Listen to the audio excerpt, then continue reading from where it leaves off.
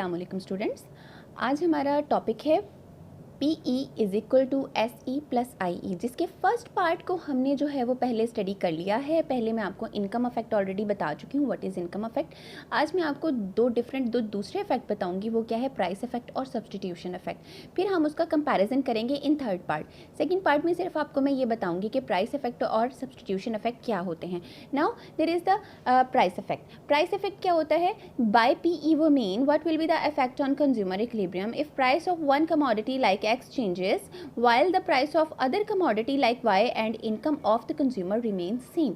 कहते हैं कि अगर एक कमोडिटी की प्राइस जो है वो चेंज हो रही है लेकिन दूसरी कमोडिटी की प्राइस और कंज्यूमर की इनकम सेम रहे, तो ऐसी सिचुएशन में कंज्यूमर के इक्विलिब्रियम पर क्या इफेक्ट आ रहा है, तो उसको हमने अब स्टडी करना है। मैंने आपको पहले लेक्चर में ये बताया था कि जब किसी भी कंज्यूमर की कमोडिटी जो वो परचेज कर रहा है उसकी प्राइस में कमी आती है, तो उस सिचुएशन में क्या होता है, उसकी इनकम लाइन उसकी जो बजट लाइन है, जो उसकी प्राइस लाइन है, वो बाहर की तरफ शिफ्ट हो जाती है, रोटेट करती है। Like this. देखिए मैंने पेंसिल के एक सिरे को एक नोक से पकड़ लिया और दूसरे सिरे से मैं इसको मूव करवा रही हूँ लाइक दिस। इस तरह से रोटेट होकर ये बाहर को खुल गई है, ओपन हो गई है, एंटी क्लॉकवाइज मूव कर गई है। ये देखें, ये जी अगेन एंटी क्लॉकवाइज मूव कर गई है। जैसे जैसे आपकी इनकम में इजाफा होता जाएगा, आपकी जो बजट लाइन है वो एंटी क्लॉकवाइज, सॉरी इनकम में इजाफा नहीं, जैसे जैसे आपकी प्राइस जो है वो किसी कमोडिटी की कम, सपोज दैट यहाँ पर एक्स की हम बात करें कि एक्स कमोडिटी की कम होती जाएगी, तो एक्स वाली साइड से हमारी जो बजट लाइन है वो रोटेट करती जाएगी एंटी क्लॉकवाइज। ठीक है, इस तरह से रोटेट करने से हमें पता है कि आईसी मैप में बहुत सारे आईसीज होते हैं और every higher IC gives higher level of satisfaction. तो क्या है कि यहाँ पर आप हर नए आईसी पर शिफ्ट होते हुए नया इक्विलिब्रियम पॉइंट पर चलते चले जाओगे और नए इक्विलिब्रियम पॉइंट पर जाते जाते आपका हर न्यू इक्विलिब्रियम पॉइंट पिछले पॉइंट से आपको पिछले इक्विलिब्रियम पॉइंट से लेवल ऑफ सेटिस्फेक्शन ज़्यादा दे रहा होगा। ठीक है, अगर तो वो आपकी जो परचेजिंग पावर इंक्रीज़ करिए, मतलब आपकी जो है वो प्राइस PX जो है वो डिक्रीज़ होने के साथ साथ आपकी परचेजिंग पावर इंक्रीज़ हो रही है, किसी भी कंज्यूमर की परचेजिंग पावर जो है वो इंक्रीज़ हो जाती है, तो उस सूरत में जो है हमारा न्यू इक्विलिब्रियम पॉइंट जो है वो पिछले इक्विलिब्रियम पॉइंट से हायर लेवल ऑफ सेटिस्फेक्शन देगा। अगर हमारी PX जो है वो इंक्रीज़ कर रही है और हमारा परचेजिंग पावर जो है वो कम हो रही है, हमारी पावर ऑफ परचेज जो किसी भी कंज्यूमर की जो है वो डिक्रीज़ हो रही है, तो इस सिचुएशन में क्या होगा कि हमारी बजट लाइन जो है वो क्लॉकवाइज रोटेट करके अंदर वाली साइड पे आ जाएगी और हम यहाँ से E3 से E2 पर मूव करेंगे और E2 से E3 पर मूव करेंगे, तो हमारा हर न्यू इक्विलिब्रियम पॉइंट हमें लेवल ऑफ सेटिस्फेक्शन कम दे रहा होगा। ठीक है जी। अब ये देखते हैं कि प्राइस इफेक्ट में हमारे पास जो न्यू इक्विलिब्रियम पॉइंट्स आते हैं, तो उसमें ये PCC मैंने क्या बनाया है। ठीक है जी, जैसे जैसे मेरी जो है वो बजट लाइन बाहर की तरफ मूव करी है, मैंने एक्स की परचेजिंग को इंक्रीज़ कर दिया because I think that x is a normal good. X क्या है मेरे लिए? एक नॉर्मल गुड है। अगर एक्स नॉर्मल गुड होती है तो हमारी परचेजिंग ऑफ एक्स जो है वो इंक्रीज़ होती चली जाती है। ठीक है, और उसमें क्या होगा कि मेरा जो ये कर्व है, PCC कर्व है, ये डिफरेंट इक्विलिब्रियम पॉइंट में से निकलते हुए बनेगा और इसका नॉर्मल गुड की तरफ झुकाव जो है, इसका स्लोप जो है नॉर्मल गुड की तरफ ज़्यादा होगा। ठीक है, जिसकी कंजप्शन पे मैं इजाफा कर रही हूँ, मेरे उस तरफ मेरा जो है वो इसका झुकाव बढ़ता चला जाएगा। तो PCC क्या है? PCC stands for price consumption curve, यानी प्राइस की वजह से, प्राइस में चेंजिंग की वजह से मेरी कंजप्शन में कितनी चेंजिंग आती है, उसे हम क्या कहते हैं? प्राइस कंजप्शन कर्व का नाम देते हैं। That is called price consumption curve. यहाँ पर क्लियरली आपको पता चल रहा है कि आपका double prime is greater than E prime is greater than E, यानी हमारे ये तीनों पॉइंट्स जो हैं वो इक्विलिब्रियम के, जो हमारा थर्ड इक्विलिब्रियम पॉइंट है वो दोनों पिछले इक्विलिब्रियम पॉइंट से ग्रेटर है बिकॉज वो न्यू और हायर IC पर है, IC3 पर है।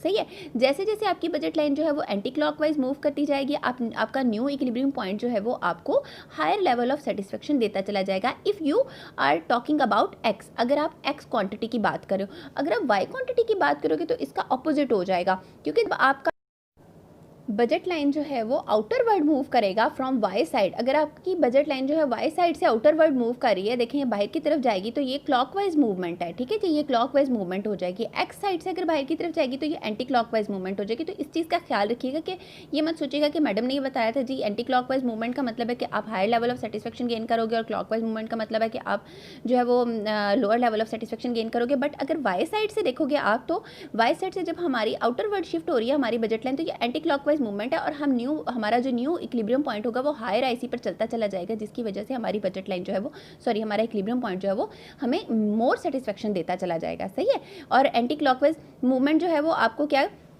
एंटी क्लॉकवाइज मूवमेंट जो है वो आपको नीचे की तरफ लेकर आ रही है, वो आप अंदर वाली साइड पे मूव करवाएगी आपकी बजट लाइन को, but it is just due to Y price of Y. अगर आप वाई एक्सिस की प्राइस की बात करो तो एक्स एक्सिस की प्राइस की बात करोगे तो उस सिचुएशन में आप देखें कि हमारा कर्व जो है यहाँ से, ये देखें हमारा कर्व जो है वो आउटर वर्ड शिफ्ट होने के लिए एंटी क्लॉकवाइज मूव करता है। तो इस चीज़ का ख्याल रखिएगा, सिर्फ मेरी इन बातों को मत ले जाइएगा कि मैडम ने एंटी क्लॉकवाइज और क्लॉकवाइज के लिए जो वो हायर और लोअर सेटिस्फेक्शन लेवल का बताया था तो उसको देखना नहीं।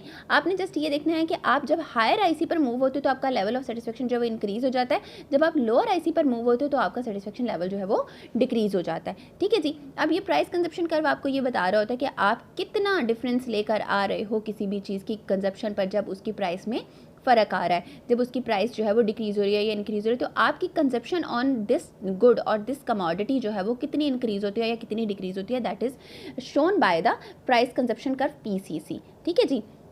उसके बाद नेक्स्ट आपके पास जो इफेक्ट आता है वो है सब्स्टिट्यूशन इफेक्ट। सब्स्टिट्यूशन इफेक्ट बेटा आपको क्या बता रहा होता है? सब्स्टिट्यूशन सिंपली देखिए जी, सब्स्टिट्यूट का मतलब क्या होता है? सब्स्टिट्यूट होता है द थिंग और the good which is used another good, which is used place of the another good, जो किसी भी दूसरी चीज़ की जगह पर आप इस्तेमाल कर सकते हो या जिसको आप सब्स्टिट्यूट कर सकते हो, जिसकी जगह पर आप उसको लेकर आ सकते हो, तो उसे हम उसका सब्स्टिट्यूट कहते हैं। ठीक है जी। जैसे हम कहते हैं कोक और पेप्सी एक दूसरे का सब्स्टिट्यूट है, या सिंपली हम कह सकते हैं कि अगर कमोडिटी, दो कमोडिटीज़ यूज़ कर रहा है कंज्यूमर, तो एक कमोडिटी जो दूसरे का सब्स्टिट्यूट हो सकती है।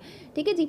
अब इसमें सिंपली आप यहाँ पर सब्स्टिट्यूट इफेक्ट को क्या करोगे, जब किसी भी कंज्यूमर की किसी एक कमोडिटी की प्राइस जो है वो कम हो जाती है तो उसकी परचेजिंग पावर इंक्रीज हो जाती है। परचेजिंग पावर का इंक्रीज होने का मतलब सिंपली ये होता है कि उसकी इनकम में, यानी उसकी रियल इनकम में जो इजाफा हो गया, यानी वो किसी हद तक अपनी रियल इनकम को जो है वो क्या कर सकता है, किसी दूसरी चीज़ पर कंज्यूम कर सकता है। क्योंकि अगर उतनी ही कमोडिटी वो वाई की यूज़ करता है, और सॉरी एक्स की, अगर फ़र्ज़ करें एक्स की जो है वो प्राइस में कमी हुई है, तो हमारी budget line outer word shift हो जाएगी, जिससे क्या होगा, अगर हम एक्स की ही उतनी क्वांटिटी परचेज़ करें तो हमारे पास पैसे बच जाएंगे वाई के ऊपर चेज़ करने के लिए या वाई की कुछ कमोडिटी मज़ीद हासिल करने के लिए।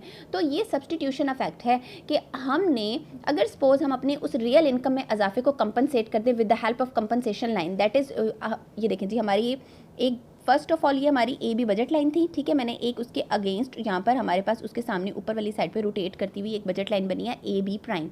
ठीक है जी। अब ए बी प्राइम जो है ये प्राइस इफेक्ट की वजह से बनी है। ठीक है, ड्यू टू प्राइस डिक्रीज़, ये प्राइस डिक्रीज़ होने की वजह से बनी है। अब मैंने यहाँ पर जो प्राइस डिक्रीज़ होने की वजह से मेरी पावर ऑफ परचेजिंग में इजाफा हो गया था और मैं नए आईसी पर शिफ्ट हो सकती थी, मैंने उस पावर ऑफ परचेजिंग को कम कर दिया with the help of another budget line that is called the compensation budget line. ये आपको नीचे नज़र आ रही है, जिसको मैं कलर कर देती हूँ ताकि आपको अच्छे से नज़र आ जाए। ये देखें जी, ये मैंने ये डॉटेड बजट लाइन बनाई है, जिसको मैंने ग्रीन कलर से यहाँ पर आपको शो करवाया है अभी। ठीक है, ये जो डॉटेड बजट लाइन है ये आपकी क्या है, ये कंपनसेशन बजट लाइन, इसको हम क्या बोलते हैं, this is called compensation budget line. ठीक है जी,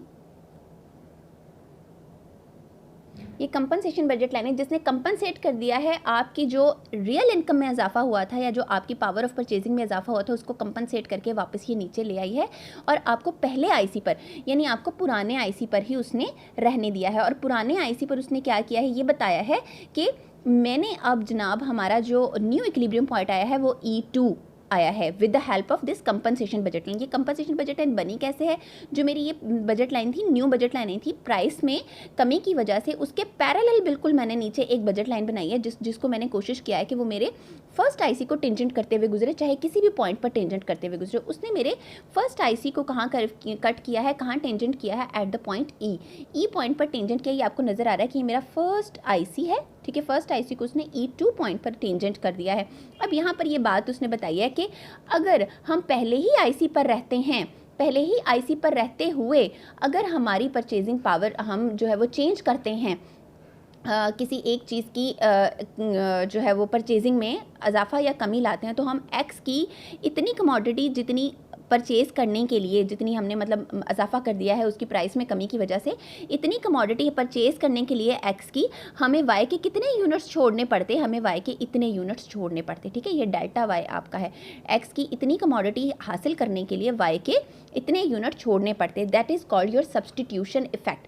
ठीक है, मार्जिनल रेट ऑफ सब्स्टिट्यूशन आपको याद होगा, वो क्या है, रेट ऑफ एक्सचेंज, यही आपका रेट ऑफ एक्सचेंज या सब्स्टिट्यूशन इफेक्ट है। ठीक है जी, ये है सब्स्टिट्यूशन इफेक्ट आपका, जो आपको कुछ यूनिट फॉरगो करके नेक्स्ट कुछ यूनिट जो है वो किसी दूसरी कमोडिटी के हासिल करने पड़ते हैं, that is called your substitution effect. और एक ही आईसी पर जो दो डिफरेंट इक्विलिब्रियम पॉइंट्स हैं ये आपका सब्सटीट्यूशन इफेक्ट शो करवाते हैं। मैं बार बार इसलिए ये आपको बता रही हूँ कि ये दोनों पॉइंट्स शो करवाते हैं बिकॉज मैंने आपको प्राइस इफेक्ट अभी पढ़ाना है कि प्राइस इफेक्ट में दोनों ही SE प्लस IE होते हैं, वो आपको नेक्स्ट लेक्चर में पढ़ाऊंगी, ठीक है। अभी तक हमारे लिए यही काफ़ी है कि अभी हमने OY1 से OX1 हम जो है वो पहले परचेज़ कर रहे थे, E1 से E2 पर हम जब शिफ्ट हुए हैं IC1 पर ही, तो हमने क्या किया है, कितनी क्वांटिटी यानी Y2 को जो है वो फॉरगो कर दिया है to get some more commodities, some other commodity of X से X2 तक जाने के लिए, ठीक है।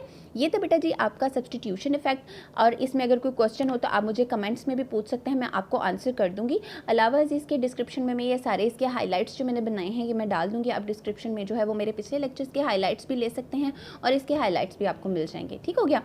Thank you so much. अल्लाह हाफिज़। नेक्स्ट लेक्चर के साथ फिर हाजिर होंगे बेटा। अल्लाह हाफिज़।